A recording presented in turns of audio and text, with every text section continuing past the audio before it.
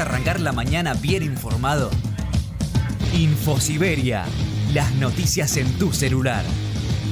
Mandá un mensaje de WhatsApp al 11 3205 8813 y recibilo gratis todas las mañanas. En Caput. Bienvenido, Juan Pablo Olson. Es un gusto enorme que estés acá con nosotros.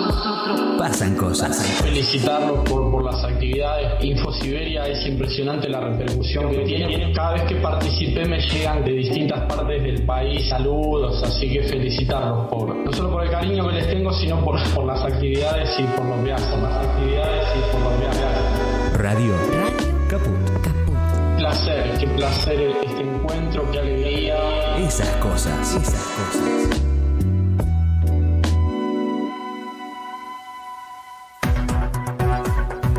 Noticias.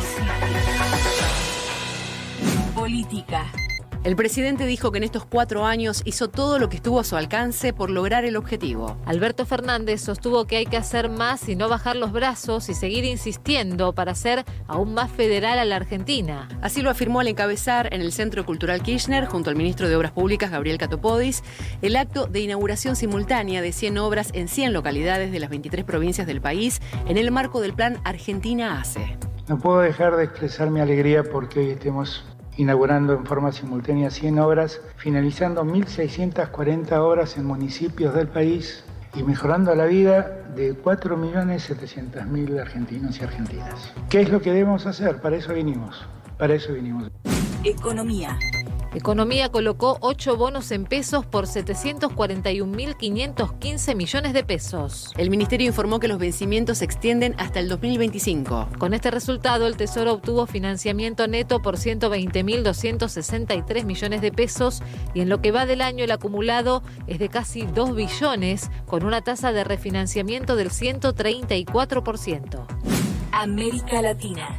López Obrador acusó a autoridades electorales de querer silenciarlo. El presidente de México realizó la acusación después de que el Instituto Nacional Electoral le pidiera abstenerse de hablar de las elecciones de 2024 en sus conferencias de prensa diarias. El órgano dio lugar a medidas cautelares presentadas por la oposición y ordenó retirar o modificar el contenido de varias conferencias porque consideró que pueden violentar los principios de imparcialidad, neutralidad y equidad.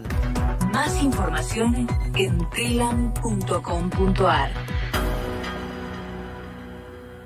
Telam Digital. Información en tiempo real. En telam.com.ar. Toda la información que necesitas.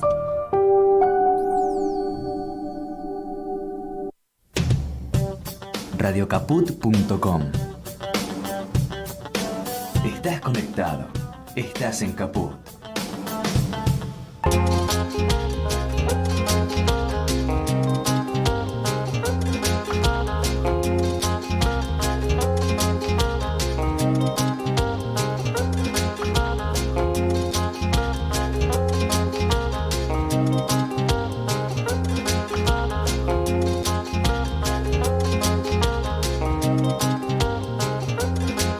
Mentira lo que dice, mentira lo que da, mentira lo que hace, mentira lo que va. La mentira, mentira la mentira, mentira la verdad, mentira lo que cuece bajo la oscuridad.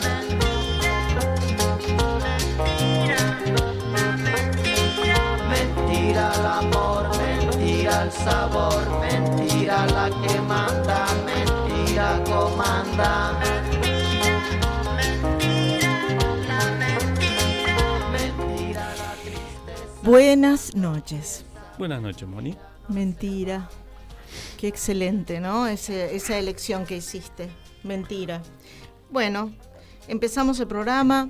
Vamos a hablar de algunas cositas. La tenemos a la invitada acá, ya aposentada, María Eva Kutsovitis, precandidata a primera legisladora de la Ciudad de Buenos Aires por el movimiento La Ciudad Somos Quienes la Habitamos. Ahora vamos a hablar en un ratito con ella. Y lo tenemos también a Javier Nievas, nuestro corresponsal, nuestro compañero desde Jujuy. Y acá estamos Marcelo Goro, Mónica Redondo, Martín Loza, nuestro operador y productor. Me estoy acordando de todo, ¿viste? Muy bien. Impresionante, hice muy bien los deberes hoy. Y quiero empezar... Y te voy a dar un detalle. Dime, Vos sabés que tengo muchos amigos y amigas dentro de del grupo de la ciudad, dentro del partido. La ciudad somos quien los habita. Sí, es cierto. Casi que hasta te ofrecieron entrar en una lista, sí, pero no me comprometí porque la verdad que por cuestiones laborales. Por cuestiones de trabajo. Tiene como 2 o 3 mujeres y ya no le da muchas mujeres que mantener, familias, etcétera. Bueno, nada que ver. Empezamos con un poco de humor porque la verdad hoy cuesta mucho la editorial, la verdad. Cuesta mucho este país, cuesta mucho hacer un análisis político de este país y se me ocurrió una poesía que es la siguiente, todos la van a conocer. Primero se llevaron a los judíos, pero como yo no era judío no me importó. Después se llevaron a los comunistas, pero como yo no era comunista tampoco me importó. Luego se llevaron a los obreros, pero como yo no era obrero tampoco me importó. Más tarde se llevaron a los intelectuales, pero como yo no era intelectual, tampoco me importó. Después siguieron con los curas, pero como yo no era cura, tampoco me importó. Ahora vienen por mí, y ya es demasiado tarde. A ver, país, a ver, organizaciones políticas, ¿dónde están mirando? A Jujuy lo están masacrando. Ya no es un campo de experimentación, Jujuy, es una realidad. Me extraña que no se responda, pero que no se responda activamente, convocando a la gente. Porque está bien que están los autoconvocados que van los martes por el tema de la corte, pero no se puede sostener un proceso político con autoconvocados. Los que nosotros elegimos para que nos gobernaran y para que nos condujeran, tienen que decir algo al respecto, porque es muy grave lo que está pasando en Jujuy. Y a mí esto de que no tenemos votos porque si vamos al Congreso, a mí todo este análisis pragmático de una realidad política no me es suficiente. Porque si ustedes leen las noticias, empezó otra vez el significante desaparecidos. Hay personas que están desaparecidas, abogados que están desaparecidos, que no se sabe dónde están, que se supone que están en Alto Comedero, pero no se sabe, que están en un hospital, pero no se sabe. ¿Cómo es eso que volvieron los desaparecidos en Jujuy? Es decir, ¿cómo podemos tolerar eso ya a esta altura de los acontecimientos? Entonces no estamos en democracia, no jodamos. No jodamos con una campaña política, porque no estamos en democracia, porque no podemos aceptar que alguien diga, ya sé que son los medios hegemónicos, todas esas cosas ya lo sabemos, pero que hay desaparecidos, que hay abogados presos, desaparecidos porque no saben dónde están, que la policía entra a la universidad como Pancho por su casa, a la Universidad Nacional de Jujuy, que haya gente que tenga miedo de hablar en Jujuy. No sé si vamos a poder hoy comunicarnos con Jujuy. Y es lógico que tengan miedo. Y la verdad que si uno analiza, como nosotros analizamos hace un mes y medio atrás, no sé si te acuerdas, hace un montón, cuando se estaba por votar la nueva constitución provincial, que hay una parte de esa constitución que los habilita a hacer todo esto. Esto es lo más terrible. Porque ellos pueden decir que están en su ley, en la ley que votaron en Gallo y Medianoche, en relación a la sedición, en relación a juntarse con otros, en relación a que no se pueden cortar las rutas. Es decir, están aplicando la ley que ellos mismos votaron. Por eso de lo que se trata es de levantar la consigna que dice no a la reforma y sí a la suba de salarios y al respeto de la gente. Porque se están llevando gente de Humahuaca, porque están cuestionando al intendente de La Quiaca, porque están haciendo, es como si yo les dijera piedra libre en Jujuy. Entonces, Jujuy está en este país. Va a ser demasiado tarde cuando reaccionemos, aviso, muy tarde. Entonces, me parece que más allá de los organismos de derechos humanos, acá la tuvimos a María Elena Nadeo por la asociación por la PDH, más allá de las tibias o no tibias, ya a esta altura no me importa, esta cuestión de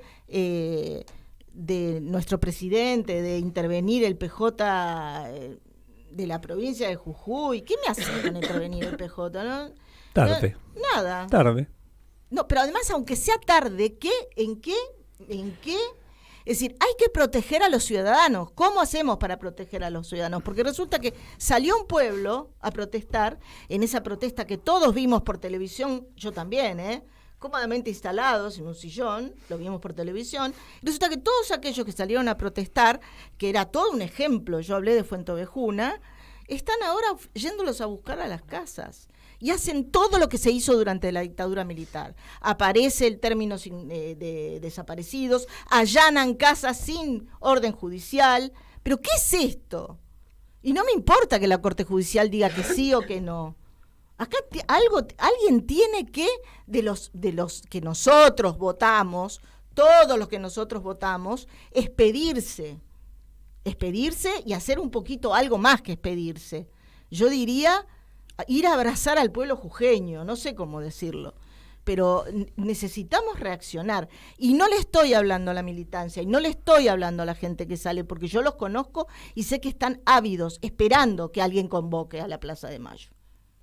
Está todo el mundo esperando eso, porque si no somos todos fragmentados, un grupo de 15, un grupo de 20, un grupo de 10, alguien que reacciona, no. Y es muy difícil volver, les digo, a mí como periodista, Marcelo, volver y estar y hablar de elecciones, yo soy psicoanalista, es muy esquizofrénico, porque por un lado están las elecciones, todo bárbaro, elecciones, que para acá, que para allá, lo que hicimos, lo que no hicimos, y por otro lado hay una parte de nuestro país que está sufriendo, y yo no me lo banco eso. No me lo banco porque me parece que si no es generar una simulación de que está todo bien, menos en Jujuy, o Salta, y no está todo bien. Está todo mal, porque se pone en juego la democracia, desde Jujuy para acá. Tardará más, menos, pero se pone en juego. Vos sabés que de eso quería hablar hoy. Vos sabés que el adoctrinamiento comenzó, digamos, con la cárcel a los presos políticos. Después siguió, no se hizo nada, y bueno, esto es una prueba de lo que seguramente ensayarán si se gana a nivel nacional. Es muy claro esto. O sea, nadie se levanta, nadie dice nada, nadie protesta, salvo, digamos, el grupo, ¿no? El pueblo jujeño, parte del pueblo jujeño. Y bueno, es la muestra. Puede ser, pero yo estoy convocando a todos, a nuestros compañeros también, a Axel Kicillof, a todos los estoy convocando. Porque está pasando algo en Jujuy. Yo entiendo que está pasando algo en provincia. Lo entiendo que hay elecciones y entiendo que hay que ganarlas. Lo entiendo, pero también sufro por Jujuy. Y creo que todos tendríamos que estar con esa mirada, mirando a Jujuy.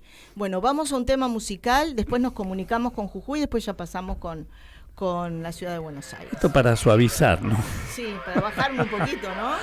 Sí, pues.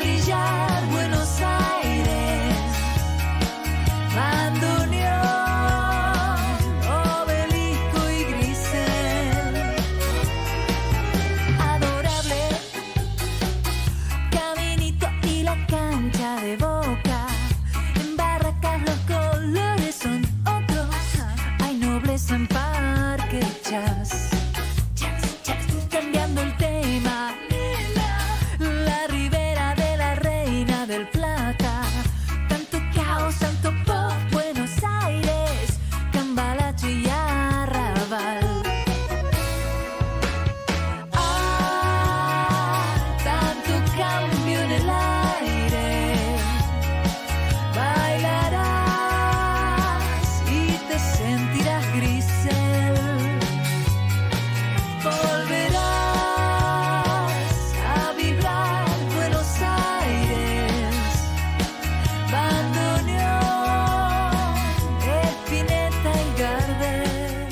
Bueno, cortamos el tema. Yo soy la especialista del corte. Sí. Ahora lo volvemos cuando... Javier, ¿cómo estás, Javier? Javier Nievas, ¿cómo estás tú?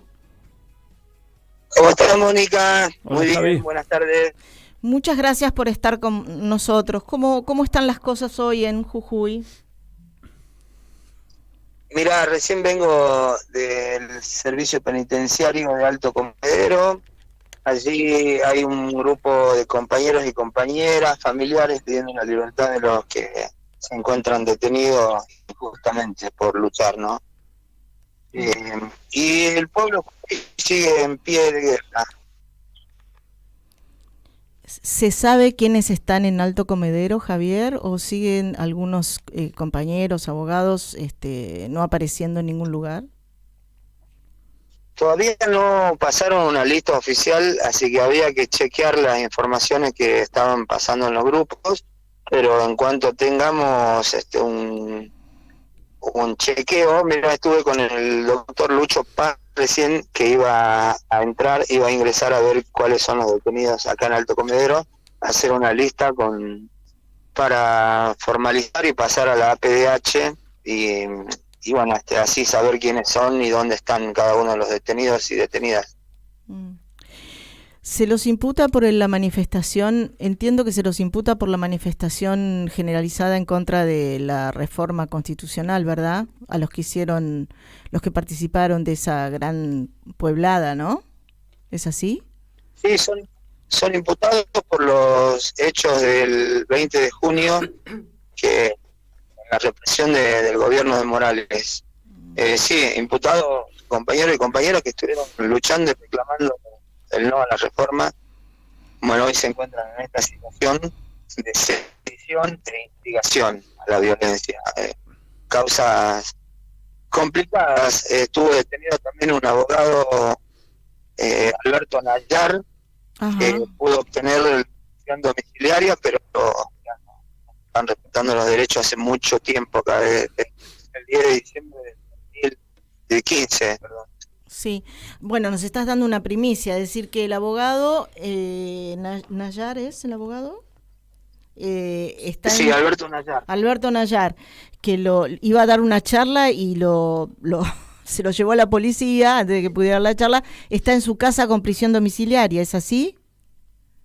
Tal cual. Eso sucede por destapar conciencia, ¿viste? Por crear conciencia en las compañeras, en los compañeros de los pueblos originarios, en los docentes. Entonces no podés despertar conciencia a nadie porque te llevan preso, como le pasó a Nayar y a muchos compañeros y compañeras. Marcelo, ¿le querés preguntar algo? Desde nosotros, esto nada más, desde nosotros toda nuestra solidaridad. No sé si escuchaste mi editorial, pero estoy muy enojada. Sí, muy enojada. Sí. Como mucho. Y te mando desde nosotros y de este programa, como siempre, sabes que hace mucho que estamos con ese tema, toda nuestra solidaridad y vamos a seguir continuando con Jujuy. Adelante. Sí, Javier, ¿cómo estás? Hola, muchas gracias. ¿Qué decís, Javier? Hola, Marcelo. ¿Qué haces? Bien. ¿Hay algún número más o menos preciso de la cantidad de detenciones o de compañeros de organizaciones sociales que no se sabe? 42. 42. Y ayer vos sabés que se difundió que dos abogadas querían presentarse por el tema del doctor también para que lo liberen, y dice que se tuvieron que someter a un cacheo muy riguroso, y bueno, obviamente que no lo aceptaron porque implicaba desnudos y toda una serie de cosas que realmente en democracia eran dos abogadas que iban obviamente a pedir la liberación del doctor Callar. No sé si vos te enteraste de eso. La doctora Mariana Vargas y Lorena Mamani, las que se presentaron y sí, sufrieron eso, pero eso es algo como que no hay que naturalizarlo, pero a los profesionales menos pueden tocarlo, pero las visitas de los familiares a detenidos, desde que yo estuve en el penal fueron así. De hecho, perdés muchas visitas porque te desnudan y te hacen un cacheo así totalmente desnudo. Es real lo que pasó y pasa acá en Jujuy, como muchas cosas. ¿Le querés preguntar algo? Adelante. Mira, estamos con la compañera María Eva, que se presenta como legisladora en la ciudad de Buenos Aires, porque la ciudad es la que los habitamos, y te quiere hacer una pregunta. ¿Qué tal? ¿Cómo sí, estás? ¿Cómo no, María Eva? Bueno, en primer lugar, solidarizarme con todo el pueblo jujeño. Parte de mi familia es jujeña, así que seguimos muy de cerca lo que está sucediendo. Quería preguntarte cuál es la expectativa, ¿no?, para estas próximas horas, que entiendo que además van a ser horas decisivas porque la escalada de Morales parece no detenerse. ¿Cuál es la expectativa de las organizaciones y de los movimientos para estas próximas horas? Se viene un fin de semana, es más, en un contexto de plena campaña. ¿Cuál es la expectativa que hay para estas próximas horas? Mira, estuve reunido con algunos compañeros y compañeras de organizaciones sociales. Alberto, el presidente, hoy dio la noticia de la intervención en el Partido Justicialista. Sí. Y designó como interventores a Aníbal Fernández y Gustavo Menéndez. Creo que eso nos hizo soñar un poco, ¿no? Tenemos la plena ilusión de que podamos llegar a la intervención de la provincia, en los dos poderes. Y eso es lo que nos mantiene hoy con esta ilusión. Estamos pidiendo y reclamando por todos lados y por todos los medios a que se llegue a esta intervención lo más antes posible, porque los que están sufriendo y las que están sufriendo son los ciudadanos y las ciudadanas de un pueblo muy avasallado. Totalmente.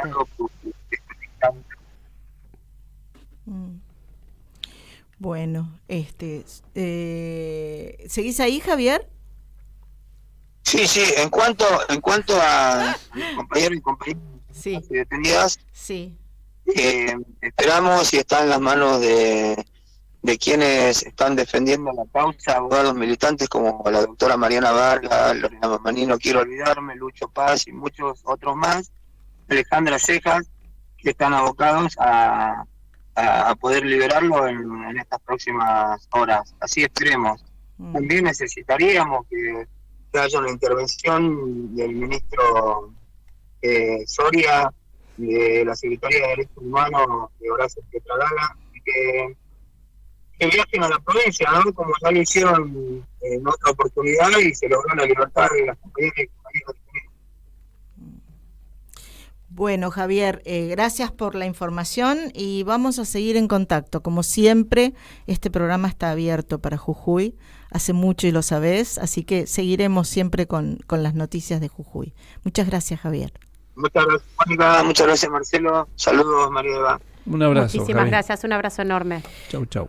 Bueno, antes de entrar con el tema Buenos Aires es de las que lo habitan, bueno, también tenemos nuestras cosas en Buenos Aires, que pendientes, un poquito de música.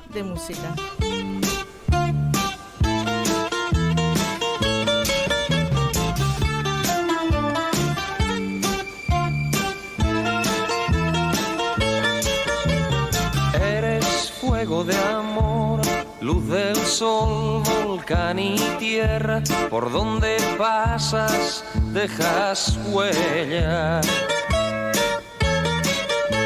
Mujer, tú naciste para querer, has luchado por volver a tu tierra y con tu gente. Has vuelto Melina, alza tus manos hacia Dios, que le escuche tu voz. Has vuelto Melina, tus ojos reflejan el dolor y tu alma el amor. La huella de tu canto hecho raíces, Melina, y vuelven a reír tus ojos grises, Melina.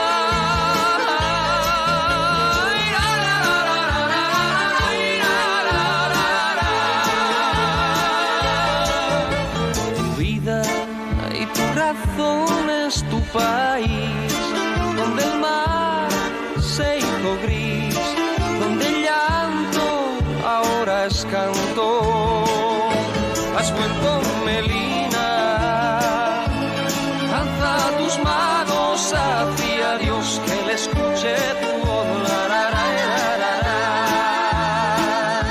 Has vuelto, Melina, tus ojos reflejan el dolor y tu alma el amor. La huella de tu canto hecho raíces, Melina, y vuelven a reír tus ojos grises, Melina.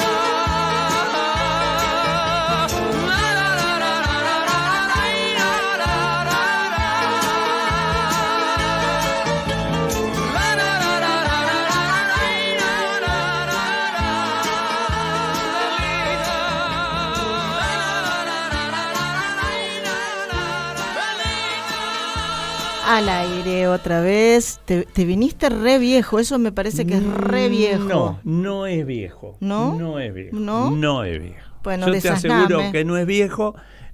Bueno, pero igual en otro a María momento Eva me vas a desasnar. no, a María Eva le dicen la griega, ¿no? Es verdad, es verdad. Bueno, eso tiene un mix de, digamos, de música griega, Ahora pero aparte, entendí, porque me dijiste que era un Que tema eran que para habías vos. elegido para mí. pero digamos es por Melina Mercury, una que fue una militante, que bueno, fue artista, fue secretaria de Cultura y fue la que le reclamó a Inglaterra algunas obras que los ingleses, como siempre, se afanaron de Grecia para su museo británico. Para cuidarlas, Sí, le sí, dijeron sí. eso. No. Inclusive sufrió atentados, Melina y todo lo demás. Bueno, la Mirá canción vos, está qué dedicada a eso. cuidadosos que son. Bueno, María Eva Koutsouvitis, la griega, la tenemos acá, es candidata como primera legisladora en la Ciudad de Buenos Aires por el movimiento La Ciudad Somos Quienes la Habitamos. Excelente la consigna, La Ciudad Somos Quienes, porque la verdad que a veces se olvida que habitamos la ciudad y nos hacen la ciudad imposible.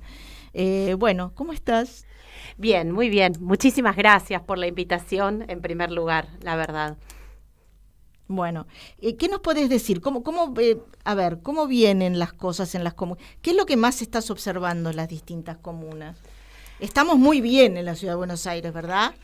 Bueno, la verdad es que no.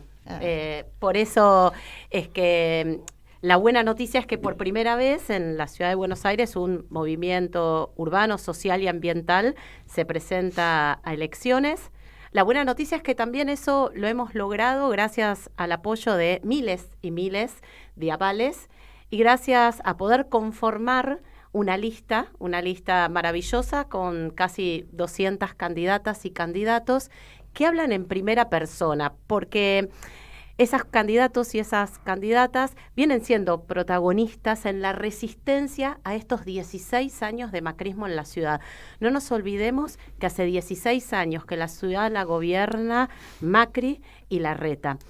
Y la verdad es que la ciudad de Buenos Aires, esta ciudad hermosa, es una ciudad que está siendo saqueada.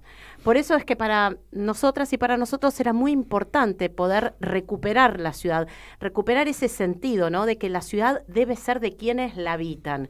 No es posible que nuestro cotidiano y que nuestro futuro lo decida el poder inmobiliario financiero, por supuesto, a través de sus representantes, ¿sí?, del poder político.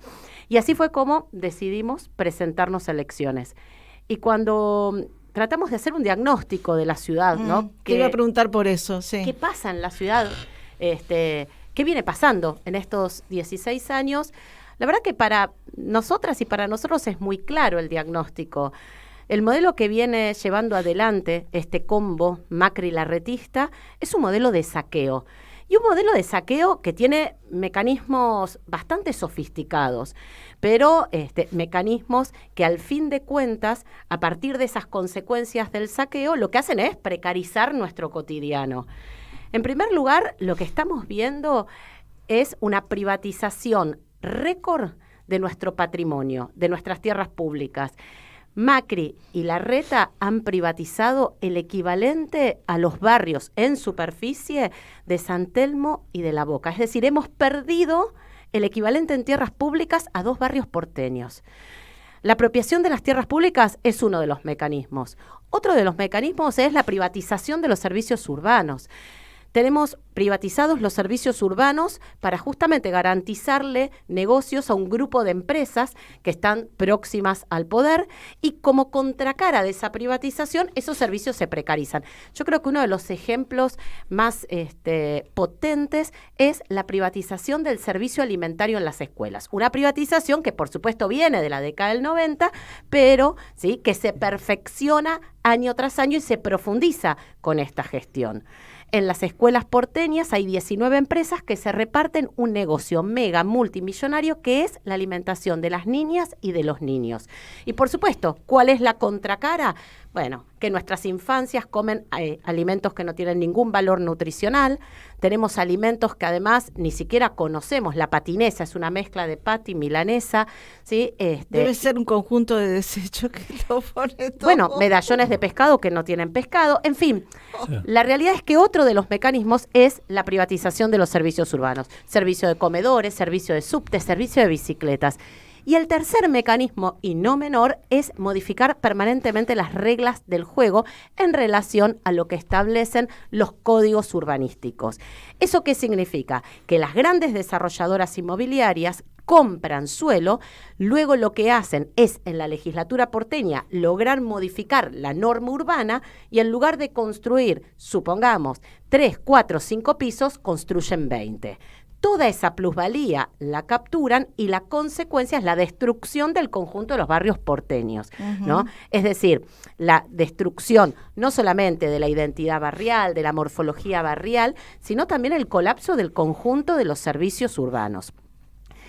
Este mecanismo de saqueo es responsable de la emergencia que hoy atraviesa la ciudad, emergencia ambiental, habitacional y también urbanística.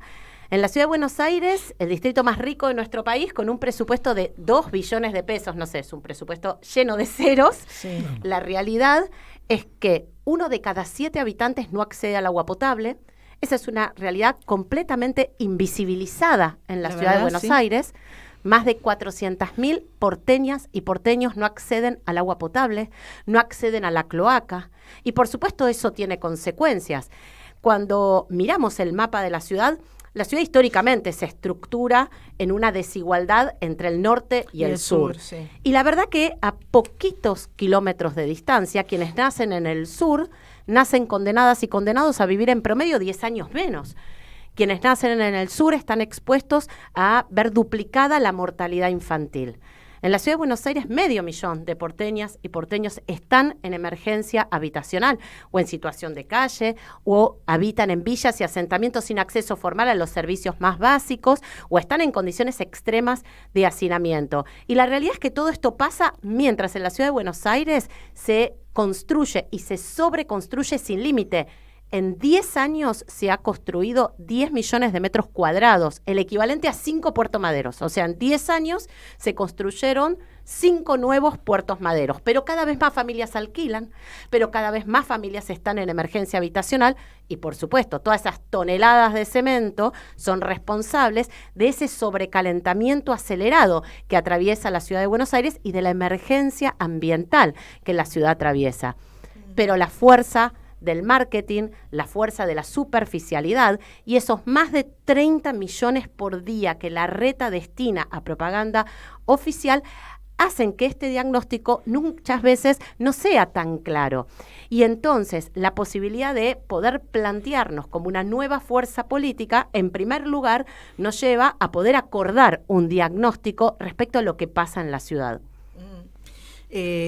Yo siempre me llamó la atención de esta ciudad, yo soy uruguaya, que diera espaldas al río, ¿no? Y que cualquier lugarcito, hoy me llamaba la atención que parece que están haciendo una construcción en Aeroparque donde le van a Sí, para Aeroparque, para ampliar Aeroparque, para hacer un estacionamiento, ampliar el estacionamiento de Aeroparque, que le van a sacar, siempre sacan al río, no tienen otra creatividad que sacarle espacio al río.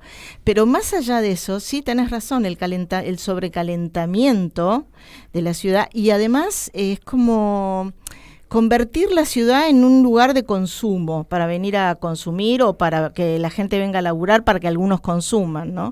Y todo lo que yo decía al principio que era sobre Jujuy, pero es el tema de la simulación otra vez, ¿no? Porque una cosa son las piletas de Milagro Sala y otra cosa es el celeste, que cuando uno viene en avión en algún momento, las veces que he venido en avión, ves todo un coso celeste, decís, uy, mirá, un agua de río celeste, turquesa, ¿dónde habrán traído el agua? Y en realidad está pintado.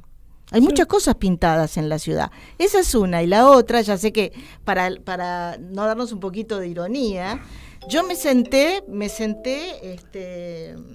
yo quería... Espera un minuto. Quería preguntarte, por ejemplo... Mira que termino con esto. Perdóname. Me senté, nada más. No. Me senté en esos sillones tan mullidos, que son no mullidos. Casi me rompo lo que te jedi. Me senté ahí y yo digo, bueno, esto es para que la gente de calle no pueda dormir. No pueda tener un lugar de acogimiento. O algunos de los que se presentan, por ejemplo, Jorge Macri dijo que para algunos los cajeros son departamentos de un ambiente. Jorge Macri, yo te llevo a un departamento de un ambiente, no es un que no cajero. Vive en Cava, aparte. Por supuesto. Bueno, ahora sí, Marcelo. Mi pregunta es, sabemos que el cerco mediático obviamente da el desconocimiento a quien vive en la ciudad de Buenos Aires, pero ¿cómo se puede romper o cómo se pueden transmitir, todas estas cosas, ¿no? Nosotros aportamos una partecita, pero ¿qué más hace falta, aparte de romper el cerco mediático? Bueno, qué pregunta difícil, ¿no? Sí. Él se especializa en preguntas difíciles. Es una pregunta difícil que muchas veces me hacen. A ver, la realidad es que, en primer lugar, poder acordar con un diagnóstico de lo que sucede en la ciudad es clave. Es decir, si no podemos acordar que la ciudad está en emergencia, va a ser difícil poder instalar un modelo de ciudad completamente distinto al que nos vienen proponiendo hace 16 años. Por otro lado, a mí me parece que lo que está sucediendo en la ciudad en estos últimos tiempos es bastante inédito. ¿Por qué? Porque diferentes asambleas barriales vienen organizándose en distintos puntos de la ciudad para ponerle un límite a esta lógica saqueadora. Y vemos cómo, por ejemplo, ¿sí?, en Núñez, las familias y la asamblea de Núñez se organizó para ponerle un límite a esta lógica de la sobreconstrucción descontrolada. Y la verdad es que armaron semaforazos, colgaron banderas desde los balcones y desde las ventanas, y lograron en la legislatura porteña poder limitar el código urbanístico. Ese delirio que el gobierno había llevado adelante allá en el 2018, cuando nos quiso convencer que la ciudad de Buenos Aires tenía que ser una ciudad para 6 millones de habitantes en lugar de 3. Cuando en realidad la excusa era justamente habilitar esa sobreconstrucción especulativa que siempre queda vacía, que siempre queda ociosa.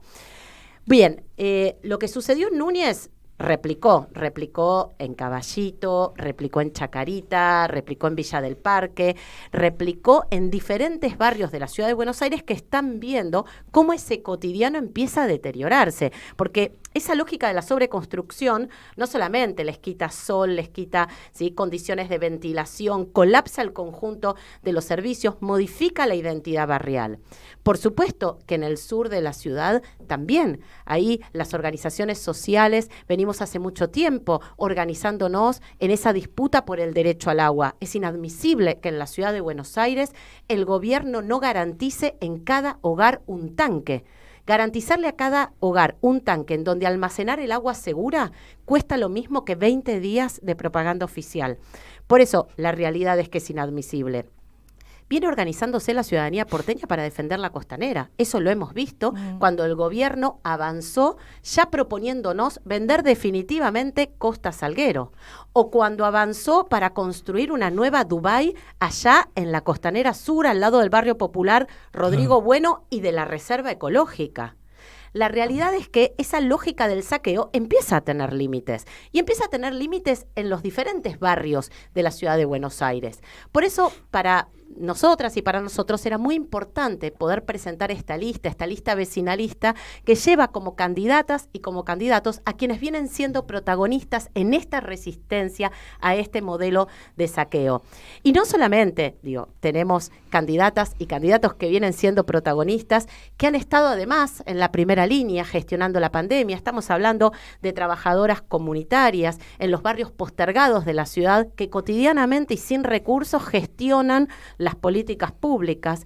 Estamos hablando de trabajadores de la salud que vienen organizándose para el reconocimiento, ¿sí?, profesional de las enfermeras, de los enfermeros, que vienen solicitando el fortalecimiento de los centros de atención primaria o de los ESAC, que vienen peleando para que de verdad en la Comuna 8, ahí en el sur de la ciudad, en donde la mayoría de quienes habitan en esa comuna acceden a la salud pública, puedan tener un hospital de verdad, un hospital real.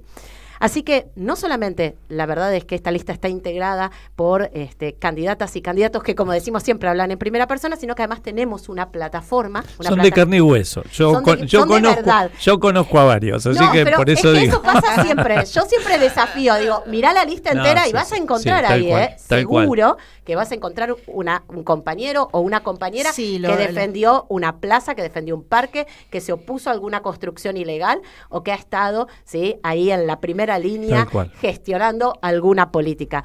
Pero tenemos además, la verdad, una muy linda plataforma, que es el Acuerdo Urbano, que tiene que ver con esto, ¿no?, de recuperar la ciudad para quienes la habitamos, volver a ser protagonistas de cómo queremos vivir. Y ese Acuerdo Urbano, que tiene 10 ejes, tiene un conjunto de propuestas súper concretas, ¿sí?, muchas de ellas de muy fácil implementación. Por ejemplo, que las escuelas estén abiertas hasta las 10 de la noche. En la Ciudad de Buenos Aires hay 15 escuelas de música completamente desfinanciadas por este gobierno. Nosotros queremos, destinando la mitad de lo que se gasta en publicidad y propaganda oficial, destinarla para que cada escuela, luego del turno tarde y hasta las 10 de la noche, tenga un proyecto deportivo, un proyecto musical y un proyecto cultural. Una orquesta en cada escuela.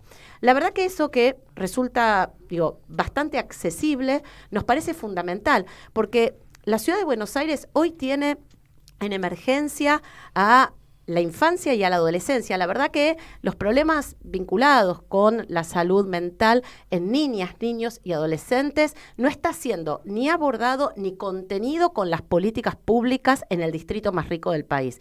Poder tener proyectos deportivos, culturales y, por supuesto, fortalecer estos servicios para nosotras y nosotros es clave. Terminar con las concesiones en la costanera. Esas concesiones que heredamos en la década del 90, que desde nuestra perspectiva son absolutamente ilegales, porque nuestra Constitución nos mandata recuperar la costanera, el plan urbano ambiental también, y porque la costanera es clave. A través de la costanera entran los vientos. Buenos Aires tiene una posición muy privilegiada, que es que los vientos ingresan de la costa a la ciudad, y eso permite mitigar el efecto de calentamiento. En estas últimas décadas, lo que hemos generado es una muralla de cemento, de edificios para que no entren los vientos. De edificios que nadie habita, ¿no? Edificios que están vacíos en un 50% y que bloquean el ingreso de esos vientos.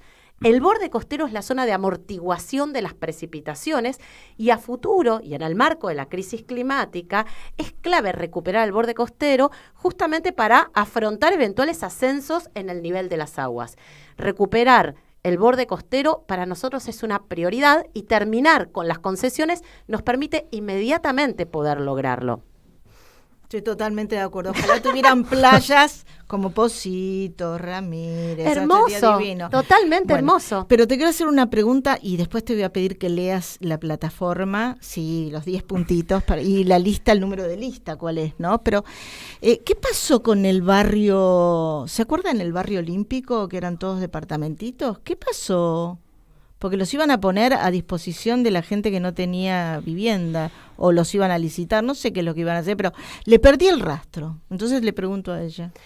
A ver, el gobierno de la ciudad, con la excusa de los Juegos Olímpicos, Sí. privatizó importantes sectores del parque de la ciudad para construir viviendas, para poder alojar a los deportistas que Sí. iban a venir a participar en esos Juegos Olímpicos de la Juventud. Luego esas viviendas fueron destinadas para viviendas sociales. Sí. Ahora, de la porción de tierra que puso a la venta del parque de la ciudad, solo ocupó 4 hectáreas para construir las viviendas que primero se utilizaron en los Juegos Olímpicos y que luego fueron destinadas como viviendas sociales. Lo cierto es que el gobierno continuó avanzando, reprivatizando distintos sectores de este barrio. Hace muy poquito el gobierno anunció que iba a vender los terrenos que estaban disponibles entre las viviendas, terrenos que las familias necesitan como equipamiento. Los necesitan para poder tener plazas, para poder tener equipamiento urbano, un jardín de infantes, un centro de salud, etcétera. La realidad es que las familias vienen reclamando, ¿sí?, que esas tierras, que esos predios que han quedado entre las construcciones del barrio olímpico, sean predios cuyo destino ellos puedan ser protagonistas de cuál es. El gobierno avanza, como siempre, de manera inconsulta, en este caso, ¿sí?, vendiendo esos terrenos que son absolutamente necesarios para las familias que viven en el barrio olímpico. El Instituto de Vivienda de la Ciudad, además, lo que ha hecho es venderle a una sola persona todos los locales de planta baja. Es decir, que toda la actividad comercial está controlada por una única persona. ¿Sabemos el nombre de esa única persona? Mira, yo no tengo ese nombre. Ah, bueno, pero lo vamos a averiguar, pero podemos ¿verdad, Marcelo? averiguarlo. Lo vamos a averiguar. Es un único dueño de todos los locales comerciales de las planta bajas del barrio olímpico. La mayoría de esos locales están vacíos. Por supuesto, las familias necesitan comercio de cercanía, quieren además también poder participar de las actividades económicas y productivas del barrio. Nada de eso es posible. Por eso el barrio olímpico es también un poco la síntesis de lo que significa, ¿sí?, esta lógica de avasallamiento, esta lógica autoritaria con la que el gobierno de la ciudad nos impone transformaciones sin consultarnos. Ese eslogan, la transformación no para, la verdad que es cierto. O sea, es una transformación que nos imponen, ¿sí?, que no nos consultan y que va arrasando. No solamente nos va saqueando nuestras tierras, privatiza los servicios, modifica permanentemente las reglas del juego, sino que además va arrasando con nuestra identidad, con nuestra memoria, con nuestra cultura. Y cada vez que transforma queda un montón de gente afuera, ¿no? Que son los que revisan la basura, los que no tienen dónde dormir. Nosotros decíamos, donde hay una necesidad, hay un negocio. Sí, Ese era el eslogan. Yo voy a hacer una pregunta muy cortita. La del avión, la del... No. Bueno. No, es para desasnarme. Ah, bueno, dale. ¿Qué es la ingeniería comunitaria? Le preguntaste a ella, está bueno. A ver, la ingeniería comunitaria en realidad tiene que ver con poder problematizar la práctica de la ingeniería. Yo soy ingeniera civil, además. Sí. Entonces, me he formado dentro de una disciplina muy rígida, muy dura. Una disciplina que además ha perdido toda posibilidad de tener en cuenta el cómo, el con quién, el para quién y el contexto. La ingeniería comunitaria surgió hace ya muchos años cuando con un grupo de compañeras, compañeros de las organizaciones sociales, de los movimientos ambientales, lo que queríamos era de alguna manera replantearnos el rol de la ingeniería. Y así fue como nos propusimos poder desarrollar un espacio de reflexión en donde la ingeniería pudiera, ¿no?, recuperar el contexto, pudiera recuperar además una perspectiva histórica y en donde el abordaje de esa ingeniería fuera un abordaje de diálogo. Claro, no rígido. Porque la realidad es que la ingeniería muchas veces lo que hace es imponer soluciones sin tener en cuenta, ¿no?, que quienes padecen, ¿sí?, aquellos problemas que la ingeniería va a solucionar, son quienes más han reflexionado respecto a las causas de sus problemas y respecto a las posibles soluciones. Por eso es que la ingeniería comunitaria tiene que ver con eso, ¿no? Tiene que ver con la posibilidad de poder establecer un diálogo, poner en valor el saber local y además poder incorporar a la ingeniería muchos de esos interrogantes, el quién, el para qué, el cómo, que muchas veces está bastante ausente. La ingeniería además es una práctica muy patriarcal en la mayoría de sus disciplinas. Por eso también un poco transformar la ingeniería desde esta mirada, ¿no?, que tiene que ver con dejar de pensar que esas mega obras son las que van a resolver los problemas. Hay siempre ejemplos muy interesantes. Cuando muchas veces les preguntan a las ingenieras o los ingenieros cómo resolver el problema de las inundaciones, ¿no? Bueno, acá tuvimos, la verdad, algunas frases muy desacertadas de no se inunda más. No se inunda más. Claro. No se Carajo. inunda más. Bueno, lamentablemente todos los años la ciudad de Buenos Aires inunda, ¿sí? Muchísimos barrios inundan cada vez que llueve, pero lo cierto es que cada vez que a alguien le preguntan cómo resolver el problema de las inundaciones, la respuesta es, bueno, tenemos que hacer mejores obras. Entubemos. Y entonces, por ejemplo, Claro. vamos a hacer, ¿sí?, mayores conductos, vamos a hacer megatúneles. Bueno, la realidad es que uno de los problemas claves de las inundaciones tiene que ver con la regulación y los usos del suelo. Si yo lo que voy a hacer es cementar, ¿sí?, o impermeabilizar o modificar el uso del suelo, seguramente una lluvia que en el pasado no me inundaba, ahora me inunda. El problema de las inundaciones es clave para entender que la ingeniería por sí sola no puede resolver ese problema si no discute el modelo de desarrollo, si no discute el modelo productivo. Y la ingeniería comunitaria trata de poner todo eso sobre la mesa para entender la complejidad de los problemas que hay que abordar y además resolverlos en diálogo con otras y otros. Mariela, te tengo que cortar porque si no vas a poder decir nada. Nos hemos quedado casi sin tiempo. A ver, contanos, más que contarnos, leamos, lo voy a leer yo, así ya le doy a ella. Revisión, estas son las principales propuestas del acuerdo urbano.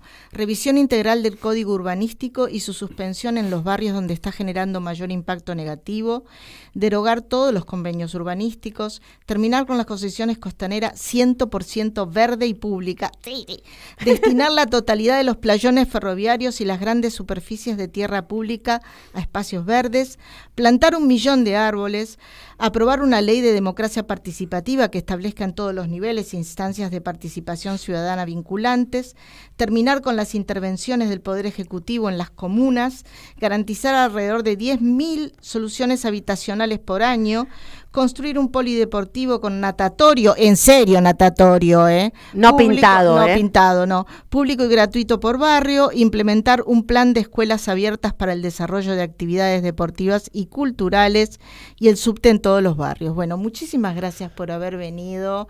¿El número de lista es cuál? Es la lista 1, Unidad Popular, el movimiento La Ciudad Somos Quienes la Habitamos. Bien, y en términos no binarios, María Eva, ¿por qué? ¿Una cuestión religiosa o una cuestión política?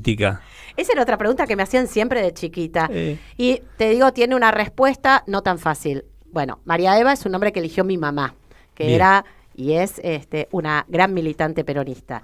Y Bien. mi mamá convenció a mi papá, que era radical, que ese tenía que ser mi nombre, porque mi familia paterna es griega y los griegos les ponen a sus hijos el nombre de los abuelos. Y mi abuela se llamaba Evangelia, así que yo tenía que llamarme Evangelia como mi abuela. Mi mamá lo convenció a mi papá que Evangelia era muy largo, que Eva era mucho mejor y que mejor acompañarlo con el María. Y así fue como logré llamarme María Tu Eva. papá no era inteligente, radical, sino que era peronista, pero no lo sabía. Pero no lo sabía. ¿Sabés que sí? Qué inteligente la madre. Bueno, vamos levantando con una musiquita. Dale. Y un gran abrazo en mi corazón para Jujuy, como siempre. Uy, mira, hoy me olvidé de decir que La efeméride. la efeméride, justamente hoy un aniversario de la muerte de Compay II, por eso